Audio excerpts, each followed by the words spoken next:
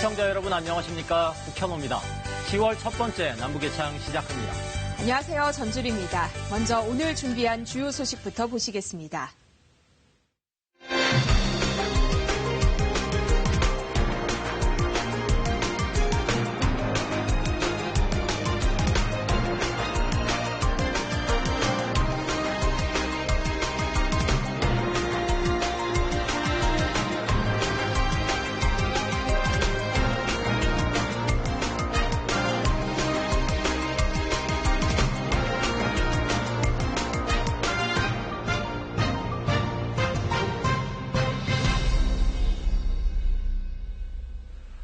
북한이 북미 실무협상 재개를 이틀 앞두고 잠수함 발사 탄도미사일 SLBM을 발사했습니다. SLBM은 핵탄두를 탑재할 수 있고 또 은밀하게 미국 본토까지 공격할 수 있다는 점에서 미국이 상당히 예민하게 여기는 전략무기인데요. 의도적으로 긴장을 고조시켜 몸값을 올리고 또 협상에서 안전 문제를 부각하기 위한 의도라는 분석이 나오고 있습니다. 청와대가 강한 우려를 표명한 가운데 미국은 비난을 자제하며 신중한 입장을 유지하고 있습니다. 이번 주 이슈의 남반도에선 북한의 SLBM 발사 소식과 재개된 북미 실무협상 짚어봅니다. 정은지 리포터입니다.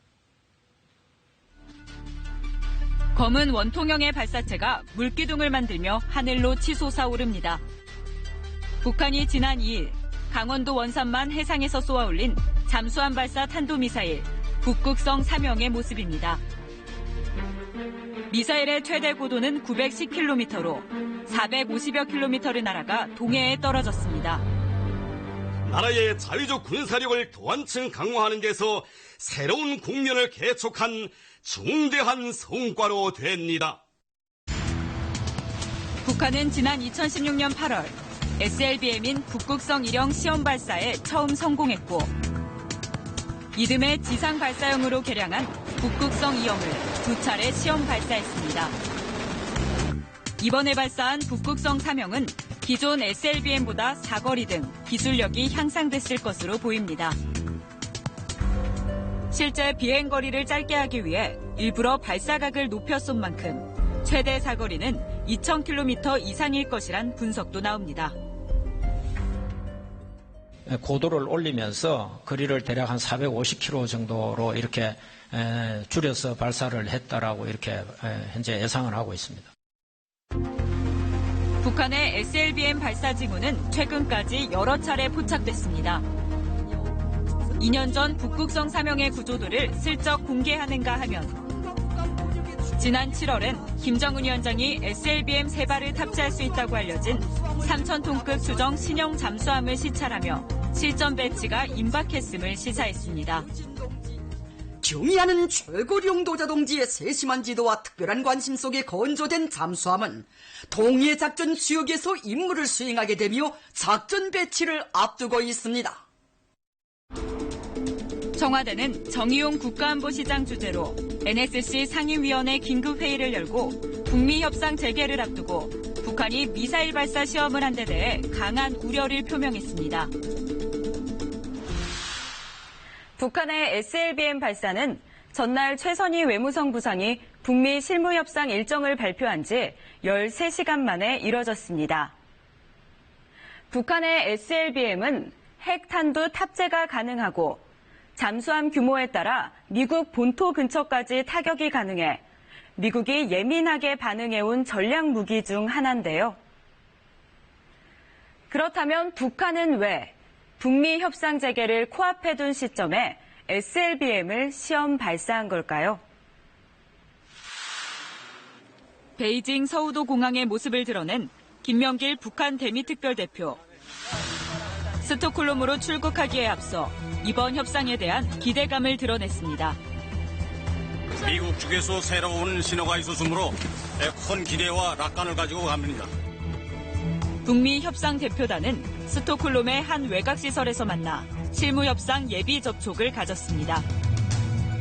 앞서 최선희 외무성 제1부상은 북미가 5일 실무협상을 열기로 합의했다며 하루 전날 예비 접촉을 하기로 했다고 직접 밝혔습니다. 공식 만남 전 실무급이 만나 협상 방식과 의제를 조율하는 예비 접촉은 1990년대 남북한과 미국, 중국이 참여한 4자 회담 당시 활용되던 방식으로 최근 북미 접촉 때는 사용되지 않았습니다. 네, 일단 예비 접촉을 통해서 미국이 새로운 셈법, 북한이 원하는 것을 갖고 나왔느냐를 우선적으로 확인한 후에 그렇지 않으면은 실무 협상을 안 한다든지 연기한다든지 그렇게 하기 위해서 예비 접촉을 요구할 수도 있고, 또 하나는 이 협상에 대해서 불확실성을 높여서, 그것도 협상의 전술 중에 하나입니다. 그렇게 해서 자신들의 협상력을 높이는 또 그런 북한의 일종의 방법이다, 그렇게 판단할 수도 있습니다. 북한이 실무 협상을 이틀 앞두고 SLBM이라는 초강수를 띄운 것도 같은 이유로 보입니다. 미국에게 새로운 셈법, 즉 안전보장과 제재 완화에 대한 명확한 입장을 다시 한번 요구한 겁니다. 핵실험과 ICBM을 중단하기로 한 미국과의 약속은 어기지 않았지만 미국이 가장 신경 쓰는 전략무기를 고른 것도 협상 전 몸값을 최대로 올리겠다는 의도로 풀이됩니다. 핵을 포기할 경우에 재래식 군사력만 남는데 그 재래식 군사력만 가지고도 한국에 대해서는 적어도 억지력을 갖기 위해서 지금까지 실험했다라고 한다면 이러한 잠수함에서 실을 수 있는 SLBM을 실험했다고 하는 것은 향후에도 계속적으로 한국뿐 아니라 주변국 모두를 겨냥한 자기 방어력 또는 해외 투시력을 갖겠다, 이런 의도가 아닌가 생각되기 때문에 미국으로서는 상당히 좀 우려를 할 수밖에 없는 상황이 아닌가 보여집니다. 북한의 위력적인 도발에도 미국은 신중한 반응을 보이고 있습니다. 트럼프 대통령은 북한이 SLBM을 발사한 것과 관련해 구체적인 언급 대신 북한이 대화하길 원하고 또 곧 하는 만큼 지켜보자는 짧은 입장을 밝혔습니다.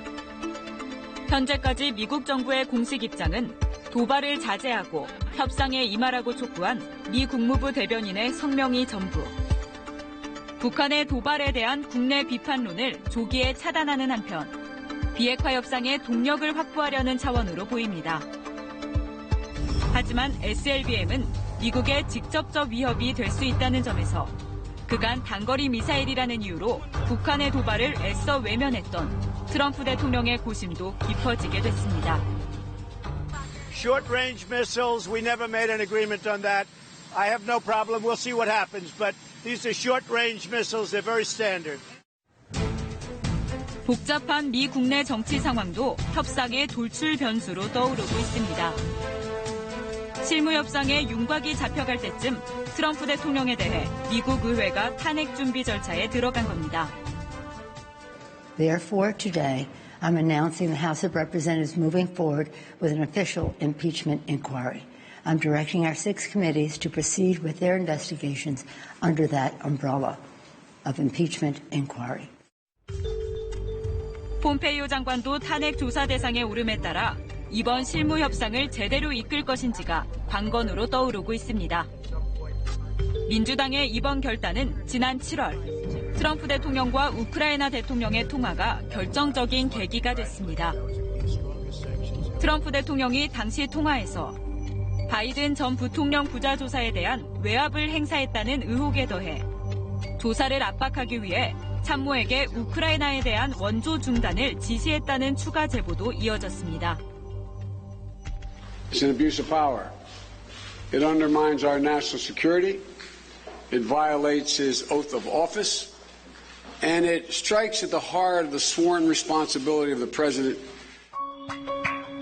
대선을 불과 1년 앞둔 트럼프 대통령이 전국 수습을 위해 북한 문제를 후순위로 제쳐둘 수 있다는 우려가 나오는 상황.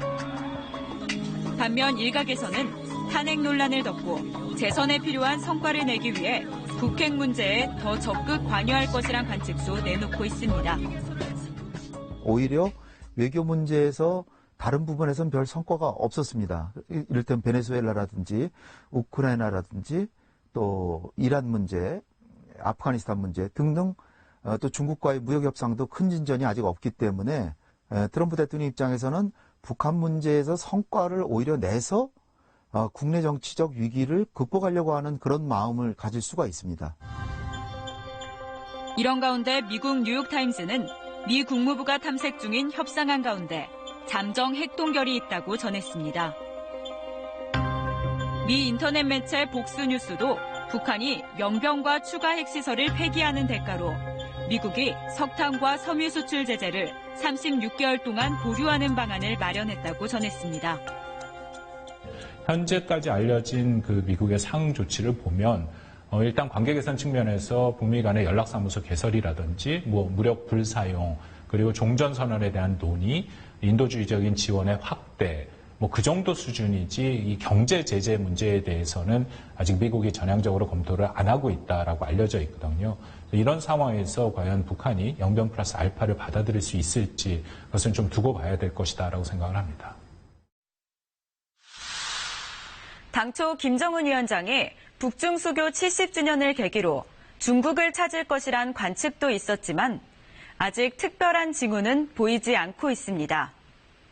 중국의 대규모 행사에 영향을 미치지 않으면서 북미 대화에 집중하겠다는 의도로 풀이됩니다. 신중국 건국 70주년 기념 열병식은 마치 미국을 향한 무력 시위처럼 보였습니다. 단 30분 만에 미국 전역을 타격할 수 있는 대륙간 탄도미사일 둥펑 41에 이어 미국 사드 시스템을 무력화할 수 있는 둥펑 17이 공개되고 중국 핵전력의 핵심인 최신의 전략 핵폭격기 홍6에는 천안문 상공을 비행했습니다. 没有任何力量能够阻挡中国人民和中华民族的前进步伐. 김정은 위원장은 사회주의를 고수하는 길에 언제나 함께 있을 것이라는 촉전을 보내 중국과의 친선 관계를 강조했습니다. 최근 김 위원장의 방중설은 유력하게 제기돼 왔습니다. 시진핑 주석이 지난 6월 북한을 방문한 이후 김 위원장이 중국을 방문할 차례인데다 신중국 70주년 국경절과 북중수교 70주년이 몰려 있었기 때문입니다. 여기에 북미 실무 협상을 앞두고 중국과 우호 관계를 대외적으로 과시하며 협상력을 끌어올릴 수 있다는 분석도 더해졌습니다. 김 위원장의 방중이 미뤄진 이유는 협상을 앞두고 불필요하게 미국을 자극할 필요가 없다는 계산이 작용했을 가능성이 큽니다. 3차 북미 정상회담이 가시권에 들어오는 등 보다 결정적인 계기에 북중 정상교류가 이어질 것이란 관측입니다. 북미 실무 담판을 앞두고 북한이 SLBM 발사라는 초강공책을 꺼내들었습니다.